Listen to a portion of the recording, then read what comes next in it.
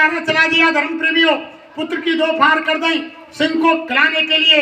और देखो उधर राजा सुनी ने भगवान जब परीक्षा लेने आए, कबूतर के बदले अपना सारा शरीर छुरी से काट काट के तराजू में रख दिया सत्य के पीछे। तो यानी धर्म का पहला चरण है सत्य।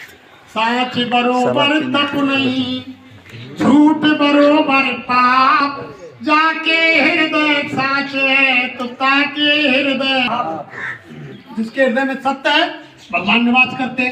लेकिन आज तो कलयुग में तो ऐसी झूठ है गई कि एक फोन मारो तो दीवार की पल्ली बगल में खड़े हो और एक कुल्ली बगल में खड़े हो, वो पूछ रहा हो कि भैया कहाँ है, कि भैया मैं तो दिल्ली हूँ, क्या करी करना हूँ, नहीं मिलूंगा मैं तो। और दीवार की पल्ली बगल में वो खड़े हो और उल्ली बगल में वो खड़े और फोन दोनों के। तो यानी इतना हो गया तो सत्य के पीछे।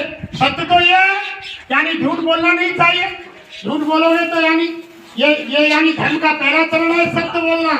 और दूसरा चरण देखो धर्म का, दया धर्म का मूल है, पाप मूल अभिमान, स्वामी दया न छोड़िए जब लग घट में। यानी दया धर्म का मूल पैर है। जब दया महात्मा कहते हैं, सब कहते हैं कि जीवों पर दया करो, रहम करो, रहम करो रहमान मिलेगा, और दया करो भगवान मिलेगा। जब दया ही नहीं करेंगे, भाई लगा चींटी से हाथी तक सब उसी परमपिता परमात्मा की अंश जीवात्मा है। अभी हमें क्या मालूम, हमारे बुजुर्ग यानी बकरा बना दिए हुए और यानी मछली बना दिए हुए और मुर्गा बना दिए हुए, हम हमारे यानी पुरखों को ही काट रहे हो अपनी जीव के स्वाद के लिए। क्या मालूम कर्मों के अनुसार गधा घोड़ा अभी हम बन जाए। तो महात्मा कहते हैं कि वही आत्मा यानी चींटी में है, वही हाथी में है, वही मनुष्य, वही जीव जंतु में है। किसी की हत्या मत करो, सब पर दया करो। हमारी उंगली कट जाती है, जैसे दर्द हमको होता है ऐसे ही दर्द उनको होता है। हमारे बच्चे को चोट लग जाती है, जैसा दर्द माँ बाप को होता है ऐसे ही उनके भी माँ बाप हैं। यानी मुर्गा बकरा सुअर गधा घोड़ा उनके भी माँ बाप हैं, उनको भी दर्द होता है। तभी तो कहा है कि मत सताओ गरीब को, गरीब रो देगा, और अगर मालिक ने सुन लिया तो जड़ से खो देगा। भाई उनका मालिक है, हमारे रक्षक हमारे माँ बाप है, तो सभी सब आत्मा के स्वामी वो उनका मालिक वो भगवान है। वो बिल्कुल ही नामो निशान मिटा देगा अगर तुम किसी पर दया नहीं करोगे। फिर तीसरा चरण क्या है? तीसरा धर्म का चरण बताया है, परहित सरस धर्म नहीं भाई, पर पीड़ा सम नहीं अदमाई। अब तीसरा पैर धर्म का बताया है कि दूसरे के संग यानी भला अच्छा करने के समान कोई दूसरा धर्म। और आज क्या प्रवृत्ति है कि हम रोज रामायण पढ़ रहे हैं, एक तरफ तो रामायण क्या कह रही है कि वनवास राम को हुआ था, लक्ष्मण और सीता को नहीं धर्म प्रेमियों, वनवास राम को हुआ। लेकिन अपने स्वामी पति की सेवा के लिए जबरदस्ती सीता वनवास चली गई और जबरदस्ती लक्ष्मण अपने भाई की सेवा के लिए 14 वर्ष के लिए नींद और नारी को त्याग कर चले गए। लेकिन आज यानी रामायण पढ़ते सुनते स्वार्थ के लिए, लेकिन भाई भाई की यानी प्रवृत्ति क्या हो गई, बड़ा भाई छोटा भाई ये सोचता है अगर मेरे इस भाई की शादी नहीं हुई, शादी अभी तक बच्चा नहीं हुए, तो इनको खेत मेरे छोरान के नाम आ जाए। और कोई बड़ो शादी वारों आवे, 4 पहिया की गाड़ी मिले और 10-20 लाख रुपया मिले नगद, और दुनिया में नाम है जाके साहब फलानी के छोरान की ऐसी शादी हुई। भाई भाई के प्रति ये लोगों में यानी अंदर में ये चीज हो गई। तो रामायण कह रही है कि भाई की खातिर भाई जंगल चला गया, और हम तुम कह रहे कि हम रामायण मानने, हम राम मानने। अरे रामायण राम को मानते हैं लेकिन उनकी बातों को नहीं मानते हैं, ये महात्मा बताते हैं। और देखो धर्म प्रेमियों, जब सीता वन को जाने लगी तो राम ने कहा अरे प्रिय तुमको वहाँ गलीचे के फूलों के बिछोने नहीं मिलेंगे, 36 प्रकार के भोजन नहीं मिलेंगे, तुम्हें कंदमूल फल ऊपर के फल खाने पड़ेंगे, जमीन पर घास और डाल के बिछो पर सोना पड़ेगा। तब सीता ने क्या कहा, जल बिन मीन नदी बिन वारी, ऐसे नाथ पुरुष बिन नारी। हे स्वामी, जैसे जल के बिना मछली बेकार है, ऐसे ही पानी के बिना बारी बेकार है, ऐसे ही अपने संसारिक पति स्वामी के बिना औरत बेकार अधूरी है। मैं तो आपके साथ चलूंगी, कोई भी कष्ट मुझे उठाना पड़े, लेकिन मैं जंगल में आपके साथ जबरन गई। और हमारी ये माता बहन देवियाँ हमारे बहुत से सत्संग सुनवे जाए, गाँव में सत्संग हुए, और बा कोने पे सत्संग हेरो, घर पल्ले कोने पे, और घर पे जाके मैं खाट पे बैठ गई और घर को पति वो आदमी आया और बाने कहीं ना सुन नहीं का मैंने कहीं कह रहे जी, अरे कि वो लोटा पानी गा दीजो है कि बराए खाते आ तो पानी ना पीवे, मैं सत्संग सुन के आई हैरान है गई मेरे बस की ना तू भले गया। अरे धर्म प्रेमियों ऐसा सत्संग सुनने से क्या है? अरे महात्मा तो ये कहते हैं माँ बाप की सेवा करो, अपने पति के आदेश का पालन करो, सास ससुर की सेवा करो। अरे एक तरफ तो हमारी माता बहन देवियां व्रत रह रही हैं और दूसरी तरफ सास बहू में झगड़ो चल रहा है। पड़ोसन के तो प्यार से बोल रही है, पाम छू रही है और सास के नजदीक होना जा रही है। ये सीन मैंने आंखें से देखे। मैं सत्संगन में गया हूँ जगह जगह और मैं सास बहू में झगड़ो है रो, सब संगल के पाम छू दिए, सास बगल को छेक दी और वैसे देवी की पूजा करने जा रही है। बहू जय गुरुदेव। देवी माँ खुश हो जाएगी।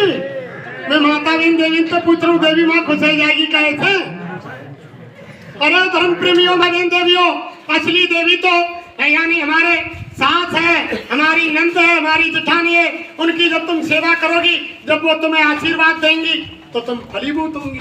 और एक तरफ तुम माँ पूज में जा रही है, ढोंगबाजी कर रही है और घर में विरोध कर रही है, तो वो कभी देवी माँ खुश होने वाली नहीं है। लेकिन ये संसार, ये मृतलोक है, यहाँ मरे की पूजा होती है। धर्म प्रेमियों देखो, हमारी माता बहन देवियां रोजाना मंदिर में जाए, नाग पंचमी आवे, जब वो नाग बने रहे ना पत्थर को, बाद दूध ते नवाएंगी और चलते नवाएंगी, गंगा जल ते नवाएंगी, फूल पत्ती चढ़ाएंगी, वह पत्थर के नाग की तो पूजा करेंगी। और काऊ के घर में असली नाग निकले आवे तो डंडा मारेंगे। क्या करेंगे? डंडा मारेंगे ना।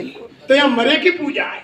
और वहां में जाएंगी मंदिर में, ये हमारी माता बहन देवियां गणेश को बहाने चूहा पूजेंगी कि गणेश जी महाराज को या नहीं नवा दो, पूजेंगी, दूध चढ़ाएंगी, फल फूल चढ़ाएंगी, उसको गिरावत तो का धरेंगी के आंख पैर को डंडा से मार देंगी और क्या पिंजरा में बंद कर देंगी।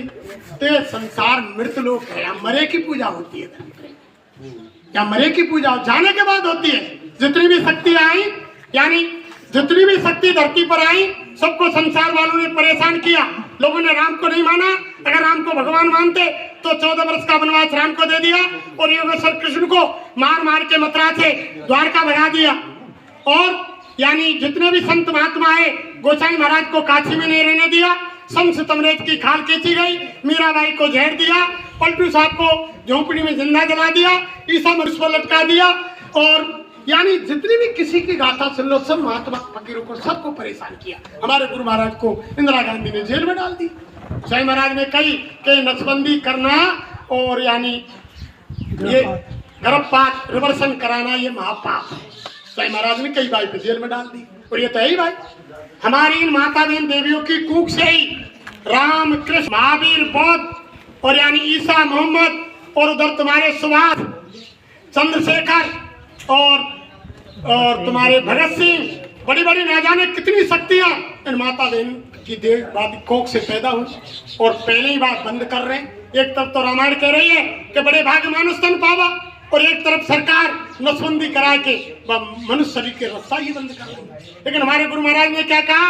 अरे सरकार वालों, तुम कितनी भी नसबंदी, कितने भी गर्भपात करा लो, अगर मुझे जरूरत पड़ी तो मैं आसमान से इंसानों की झड़ी लगा दूंगा, झड़ी।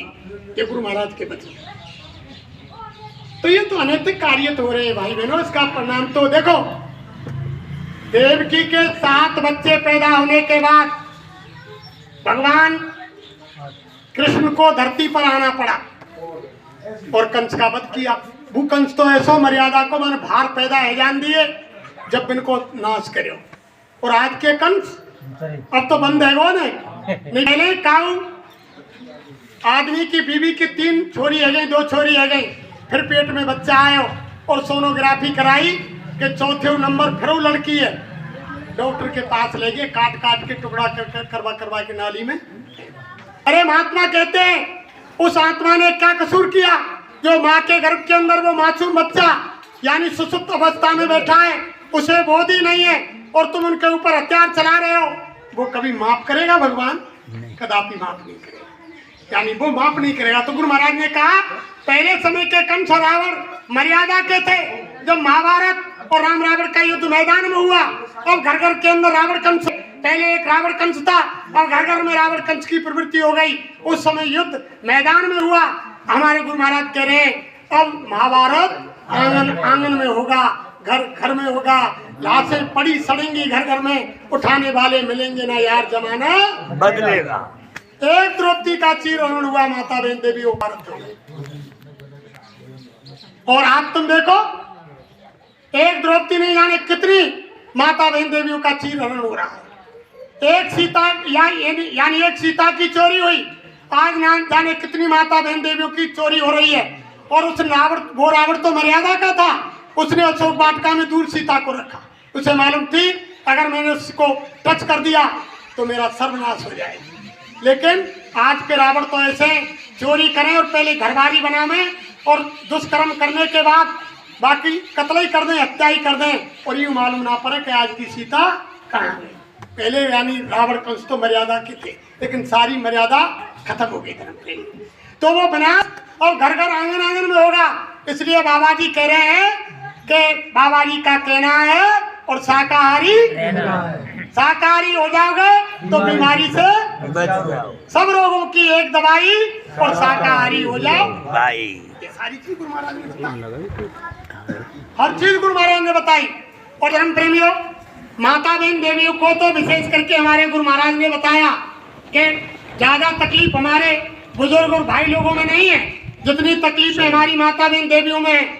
गुरु महाराज ने कहा कि जब इनका यानी वो महीने का समय आए तो ये 5 दिन स्नान नहीं करें, कपड़ा दिन में बदल लें, हाथ पैर धो लें। और तुमने 5 दिन के अंदर स्नान कर लिया तो समझ लो वो गंदा खून रुक जाएगा।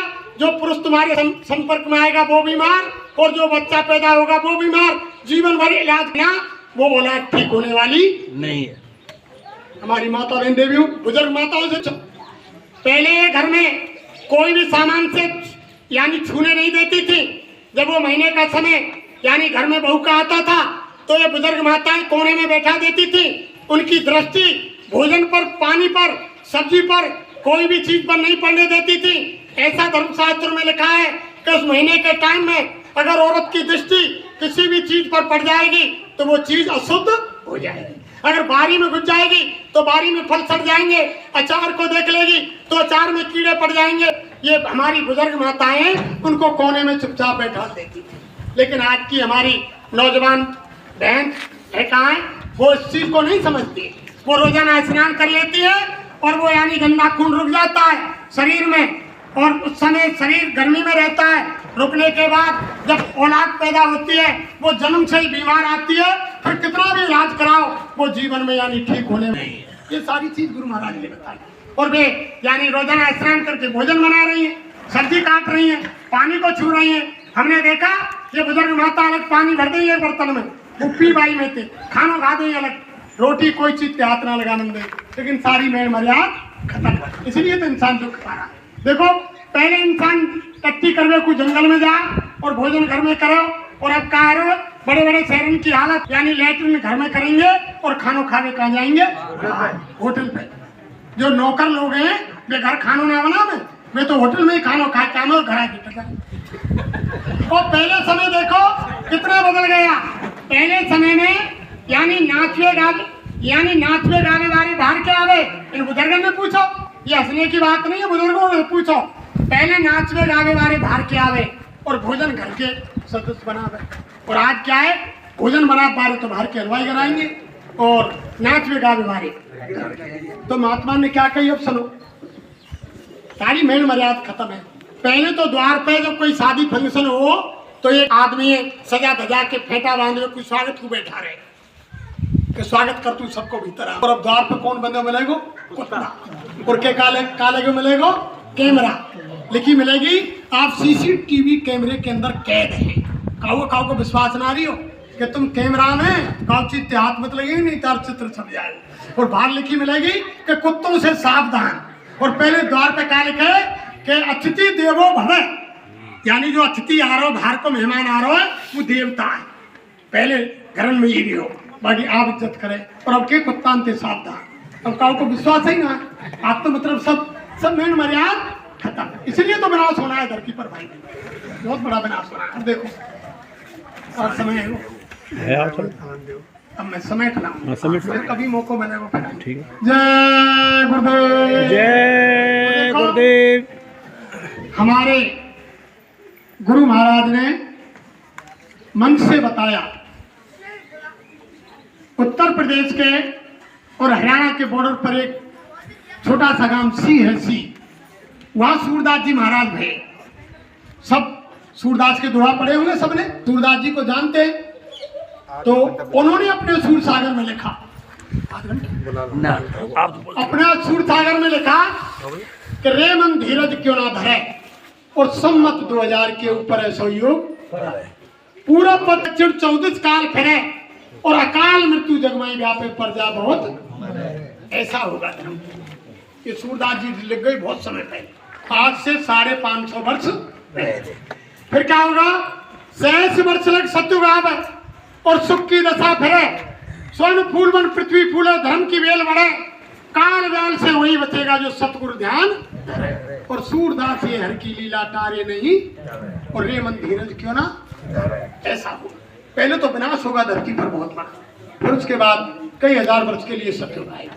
फिर दूसरे पद में लिखा कि रे मन धीरज क्यों ना धरे, सम्मत 2000 के ऊपर 56 वर्ष चढ़े, माघ मास संवत्सर व्यापे सामन ग्रहण पड़े और एकादशी को नक्षत्र छे रक्कू चंद्र चढ़े, उड़ विमान अंबर में जावे, ग्रह ग्रह युद्ध करे और मारुत विष फेंके जग में प्रजा बहुत 2-10 कोस सिखा हुए जाकी कंठ को तेज मरे और काल व्याल से वही बचेगा जो सतगुरु ध्यान। और सूरदास ये हर की लीला टारे नहीं, अरे मन धीरज क्यों ना, यानी विशुद्ध होगा धर्म, विशुद्ध होगा जब एकम बम कीटाणु बम अणुबम परमाणु गैस के जहरीले बम डाले जाएंगे, सांस में जाएगा, खड़े खड़े लोगों के प्राण निकल जाएंगे, आराम से जमीन पर गिर जाएंगे। गुरु महाराज ने कहा, सुहास ने लिखा कि 2-10 कोस सिखाए हुए जाकी, यानी 12-12 कोस पे दियो दिखाई देगो, कंठ थक जाएगो, आवाज नहीं पहुंचेगी, आदमी से आदमी नहीं मिलेगा। हमारे गुरु महाराज ने कहा, रे बच्चा सूरदास 12-12 कोस की लिख गए, लेकिन नोट कर लो। गुरु महाराज बोले कि मैं कराऊं कि 20-20 कोस पे दियो दिखाई देगो, आदमी से आदमी नहीं, बेई जंगल रह जाएंगे, बेई जानवर रह जाएंगे, वही सारा काम होगा। ऐसा समय बरस में आ रहा है, ये सारी चीजों तो इसलिए स्वामी महाराज ने कहा कि मेरा संदेश गांव गांव झोपड़ी झोपड़ी पर जाकर सुना दो। जब युग बदलेगा तो कलयुग की कोई सामग्री काम नहीं आएगी, कलयुग का सारा धन वैभव समाप्त हो जाएगा। सत्युग रामायण कह रही है कि सत्युग सब योगी विज्ञानी और कर हर ध्यान तरे भव, सब उस समय महात्मा होंगे, ध्यान भजन वाले होंगे, साका सदाचारी होंगे, पापी कुटिल कुनिया दुनिया से मिट जाए। तो इसलिए बाबा जी कह रहे हैं कि अगर तुमको बचना है तो शाकाहारी हो जाओ, मांस मछली अंडे शराब का सेवन छोड़ो, सदाचारी बन जाओ।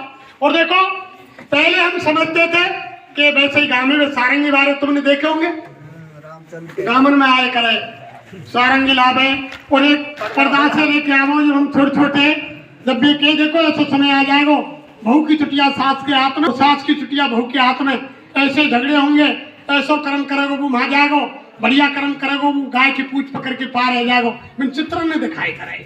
और वो सारंगी वालों का गाव हो कि एक बार भगवान राम ने अयोध्या के सारे नर नारी इकट्ठे करके और सीता से कहा, यानी जब त्रेता समाप्त होने जा रहा था, बीच में द्वापर 8,64,000 वर्ष का था, कलयुग बाद में आना था। उसी समय भगवान राम ने कह दिया कि कलयुग में ऐसा समय आएगा, तो क्या कहा कि रामचंद्र कह रहे सिया से ऐसा कलयुग आएगा और हंस चुगेगा दाना तुलका कौआ मोती, धर्म भी होगा कर्म भी होगा परंतु शर्म नहीं होगी, बात बात पर बेटा माता पिता को आंख दिखाएगा। और रामचंद्र कह रहे सिया से ऐसा कलयुग। उस समय तो अयोध्या के लोग बैठे तो वे कह रहे कि ये भगवान का बात कर रहे हैं, ऐसा समय कहाँ से आ जाएगा, ये तो हमारा जीवन स्वर्ग के समान व्यतीत है। ऐसा समय था त्रेता में कि दैविक दय की भौतिक तापा, राम राज काऊ नहीं व्यापा, मांगे भारत जैन दल रामचंद्र के, यानी कोई तरह की बीमारी, यानी देवताओं का यानी प्रकोप, शारीरिक बीमारी और यानी भौतिक बीमारी, कोई भी रोग मनुष्य को नहीं है। और 5 आदमी बरसात की जरूरत पड़ी, हाथ खड़े करके कह दे कि भगवान बरसात हो जानी चाहिए, 8 घंटा तो रोना बाप रे बरसात आ जाए। ऐसा समय था राम के जमाने में। जब राम यहाँ चर्चाएं कर लो तो लोग कह रहे कि भगवान का कह रहे, इनकी बुद्धि में कहा आएगो, ये तो स्वर्ग के समान व्यतीत है रो। तो लेकिन वो समय आज आपके सामने आ गया। अब कोई बूढ़ो बड़ो का औलाते रुके लड़ा या क्यों तूर फुर्रो या क्यों नुकसान कर रहा है, बड़ी मेहनत से बनाओ, मैंने मुझे ये मालूम है बैठ चुपचाप बनाओ जाओ बनाओ होगो, अब गुनाह बनाओ तेरे, अब हमारे हिसाब से करी, तेरी बुद्धि तेरे संग है, फटकार देंगे। अब देखो दूसरा फिर क्या कहा, सुनो सिया कलयुग में काले धन और काले मन होंगे, चोर चक्के नगर सेठ हो, हरि भक्त निर्धन होंगे। भगवान राम ने कहा सुनो सिया कलयुग में काले धन और काले मन है। काले धन कैसे होगो कि नंबर 2 की कमाई, जो अभी बताई हमने कि भौतिकवाद की तरफ पब्लिक दौड़ रही है कि पैसा आवे कैसे आवे, धर्म जा कर्म जा ईमान जा इज्जत जा भाईचारा जा समाज जा रिश्ते जा सब खत्म हो जाए, पर वो दाम चाहिए पैसे, कोई की परवाह ना। तो काले मन, और काले मन कैसे जो अभी बताई कि भाई के प्रति भाई के यानी इतनी ईर्षा आ गई अंदर कहीं खत्म हो जाते या किसी ज्यादा मोकू आ जाए, यानी काले मन और काले धन है। सुनो सिया कलयुग में काले धन और काले मन होंगे, चोर चक्के नगर सेठो हरि भक्त निर्धन होंगे। यानी आप नीचे से ऊपर तुम देख लो, बदमाशन कोई बोलवा लो, कोई भले आदमी जाएगा तो बातें काटेंगे, अरे पागले जान दो